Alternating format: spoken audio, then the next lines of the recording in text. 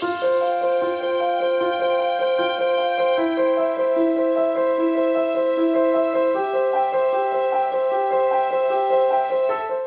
on to our next presentation to tell us more about their investigative take on stories, allow me to introduce the members of PonD News Asia: Elmer Nev Valenzuela, Richel Mascariñas, Jhoe Mataro, and Demi Mabansay.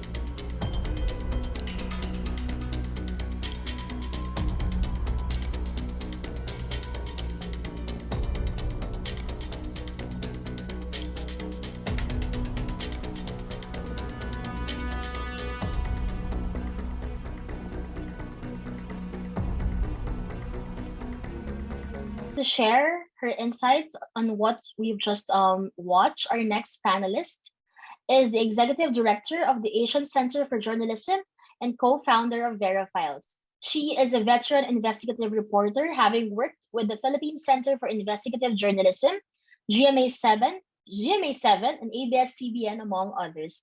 May we call on Ms. Luz Rimban of the Asian Center for Journalism. Hi, ma'am. Hi, good morning. Yes. Hello. Hello. Thanks for inviting me to give my reaction. Hi, Jimmy Domingo. Hi, members of PonD Asia. Good morning, ma'am. So the topic that they chose, which is the Arboretum, is really an urgent topic. And I think I find the strength of the group in photography and photojournalism. In this world of social media where everyone has a smartphone and can produce photos, the public appreciates the visual.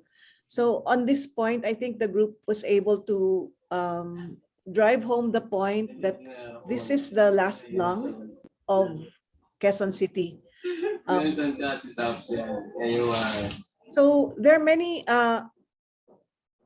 this is that being the case, now this is the last lung of the city. There are many issues that come into play here, and the group touched on a number of these. Since the group is doing an investigative report, I think there's a need to highlight that the fact that, you know, many climate issues are rooted in clashes or competition for control of resources, which is what happened here, no, in the Arboretum. You have a man-made forest, one of the last open spaces in Quezon City. What to do with it? No? Do you protect environment issue, or do you divert the space to turn it into a hospital, which is also a valid undertaking? So you'll find in investigative reports that there are clashes. There are many clashes. No? So you have environment versus hospital versus housing. So these are the three clashing interests in this story. In terms of investigative journalism, no, getting to the bottom of things is really a challenge.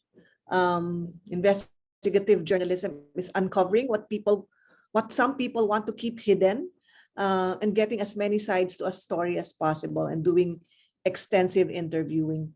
So the group noted that they had the challenge of a lack of access to information, no documents available, some some UP officials unwilling to talk to them.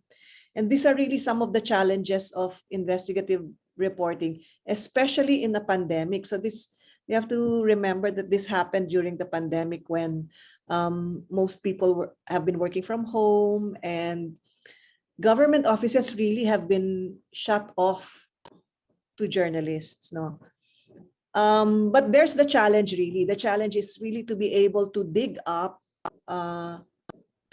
what's really going on. What is going on with the Arboretum? No, there are many points that can be further developed. For example, the group mentioned that one of the interviewees mentioned that there was a referendum on what to do with the Arboretum, and they found out from one of their interviewees that there was a problem with the referendum. There were some questions in the way the referendum was handled. So that can be a point to pursue. So these are things that can add strength to the story, to make it more to highlight the investigative character of the story. So I guess that's all I have to say. All the best to the group. Thank you. Thank you very much, ma'am. Thank you, ma'am. Sir, do you have anything else to add or to reply to what Ms. Luz has said? I would just like to thank you si Ma'am Luz. Maraming salamat po. Hindi pa po tapos yung dokumentaryo namin. So even though na matapos itong sa Balangay Media Project, sa amin hindi pa po tapos. So yun lang po. Marami pa kayong gagawin. Marami pang gagawin. Sobrang dami pa. Marami pa. Thank you, Sir Jhoe, and good luck also. And we'll wait for your stories. Okay. All right. So from solutions journalism, we've now tackled investigative journalism, which is also equally important in advancing the climate and environmental agenda.